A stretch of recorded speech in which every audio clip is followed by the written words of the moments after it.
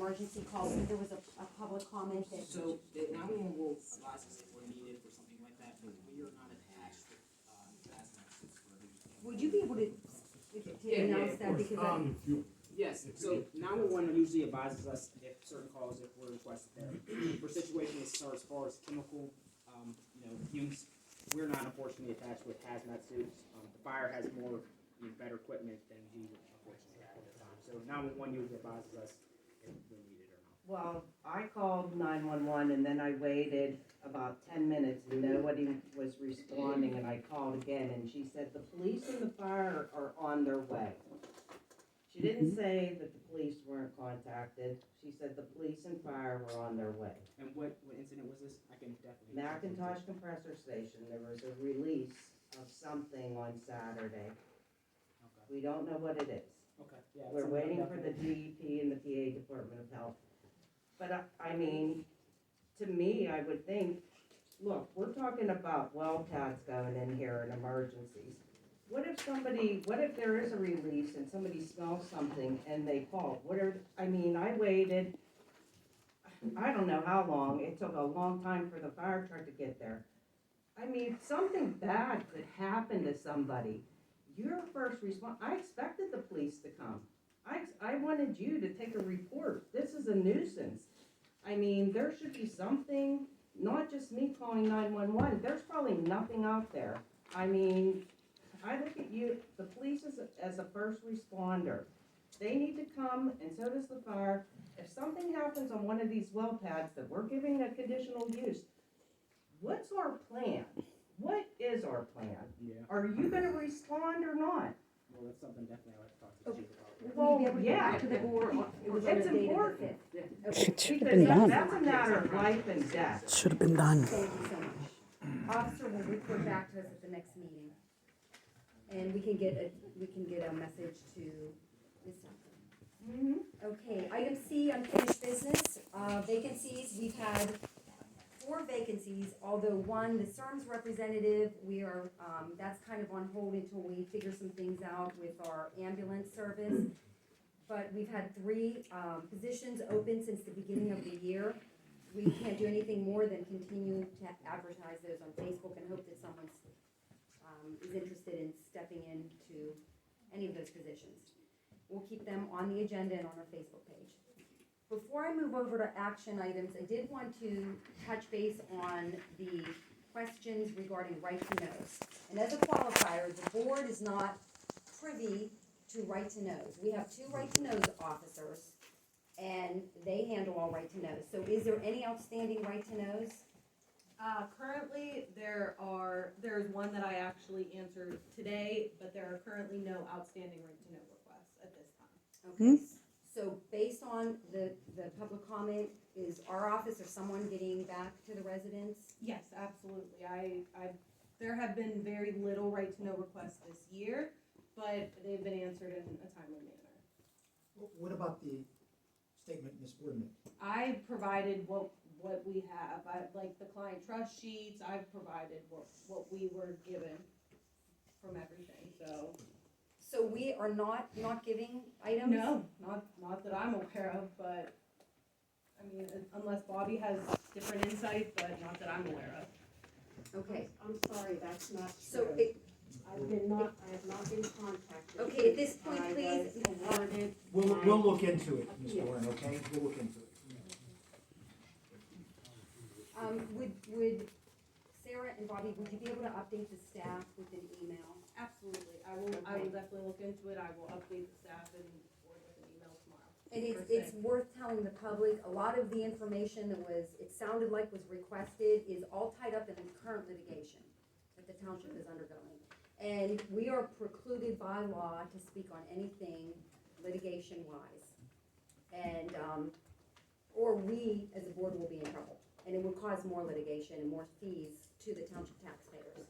So we have to rely on our right-to-know officers. One is an attorney, and Attorney Sweat sitting right here to advise us on even how to respond to some of the public comments. Anything else from the board or supervisors? Okay, so moving on to action items. Number 1, approve deny minutes from January 26th, 2022 public meeting. Before I read off 1, 2, and 3, to the board, to the staff, there were apparently significant changes made to these meeting minutes by one of our supervisors, and to my knowledge, they have not been updated yet. Can you give the board some insight on this? Okay, they're transcribed, and after the changes were made, I have to go back and listen to the tape. If it's a 4-hour meeting, it will take approximately 6 hours to listen to the tape and compare to make sure everything's changes and what exactly is on the tape is done verbatim. Okay, so and Terry, you do some of the transcribing. Is this a transcribed, like a dictation? Is that what this is, or are these something that can be done? No, generally our meeting minutes, we attempt to provide as much detail to add context to the citizens and the board members that go back, but according to PSATs, for example, when a citizen makes a public comment, all we're required to do is include the topic that they made a comment on. So, you know, that's all that's required to be in our minute books, but to go back and listen to this, I mean, like, honestly, this last meeting's minutes, I personally just did not have time to go to do the full minutes for the last 3.5-hour meeting. It's a time intensive thing, even with as brief as we try to make them. So it's just gonna take time to go back and put as much detail in as. Okay, so this is a question of whether we are transcribing them verbatim or We summarizing. do not transcribe. Right, I Minutes or understand. not, yeah. So I would like to open that up first to Attorney Sweat to make a recommendation, and then the board to discuss what they would like to do. I believe the issue is whether or not all public comment should be identified verbatim in the minutes. That's not required by law and it's not recommended. The purpose of the minutes is to identify in writing the legislative action that this board takes. And the Pennsylvania Sunshine Law specifically instructs the secretary on the contents of those minutes. The public comment, you should put in the minutes the name of the citizens who appeared and the subject matter of their testimony, not a verbatim transcript of what they said.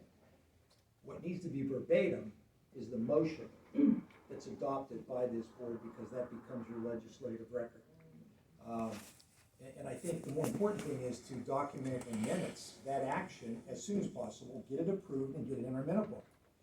And if transcribing verbatim all public comment that could go on and on is delaying the adoption of these minutes, I think that's not a good thing. Okay. Thank you for your legal advice. Opening up to the board for discussion on this. And just one other thing, it would take a majority vote of the board to instruct the secretary and staff to do a verbatim transcript of all public comment. Not just, one supervisor can't direct that. It's gonna, if you're gonna change that, it would take a vote. Okay, so any comments from other supervisors? My comment would be keep it the way we've done it, outlining just the stuff that Gary talked about. I had made a suggestion to Roberta that there was a lot of the meeting minutes that were the discussions that we had. And that I think one of the meeting minutes were 24 pages long. So I had actually made a suggestion to maybe check with everybody else whether or not all of that discussion needs to be in there. That it is really just the action items and so forth. But if you were going to include discussion items between board members, all of the board members, parts of the discussion would have to be in there. And that seemed to be where some of the stall point was on the meeting minutes. They were, I think one might have even been 29 pages long. So, alrighty, so we're going to have to table these first 3 because they're not revised as such. Well, can I ask if we're okay with not including as much discussion, but still doing the minimum as required by law for these meetings to save us time, would the board consider looking at just less of the discussion so that we can get them turned over faster?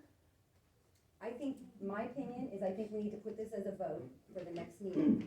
Approve, deny, changing the whole structure of how we do minutes and let the board vote. The discussion almost becomes immaterial once the motion is voted on. So you have an approved, deny. If there's an approval of something, you don't need to belabor the discussion that led up to that approval. And definitely, I would shorten any reference in the minutes to public comment. Identify the person, their address, and basically a quick summary of what they talked about, objected to, or asked the board to look into. A lot of the bulk of the minutes weren't even action items, they were discussions at the end. So a lot of what the meeting minutes were way past action items. There were pages of, Discussion items don't need to be in the minutes. that's what I was suggesting to Roberta, that we Yeah. don't have to have the discussion at all. D 1 through 22 is what you pay attention to in your minutes. Okay, what about the deliberation then, before a final vote is taken? Yeah. I mean, does that have to be all in there, detailed out? No. Not if you're voting on a motion to approve. Deliberation, at that point, doesn't matter, because the motion has been adopted. Okay. I mean, if you want me to take a look at some of these minutes and make some recommendations, if that would help your task, make it simpler, I'd be happy to do that. Yeah, we're taking 6 hours to do minutes. I mean, that's 6 hours, we're not getting something done. I think our minutes are good. For the most part, they're very good, and unless Excuse me, can we please keep it down, it's hard to hear, thank you. unless it's a specific item that a specific supervisor wants that was said or statements made that they would like in there, that's completely agreeable. But for the most part, I think our minutes are completely accurate. There's a tiny bit of discussion to give the reader of the minutes an idea of what was being discussed prior to a vote. I don't think they're over lengthy. Our meetings are sometimes 4 hours, 5 hours long, so it stands to reason the minutes are comparable. I think it's a waste of time and money to hand them to Sweat Law Office to review for recommendations. We've all been handling minutes very well. I would suggest if someone wants to redact or add minutes, their changes need to be sent to the whole board for an approved deny. And we can maybe hash it out at the board table when we go to approve them. So, the minutes, the recommended changes, can we get those in front of the board for next meeting so we can, Okay. the board can decide at the next meeting and look through them and work through it together? Does that sound reasonable to the board? Okay, make a motion. I would like to,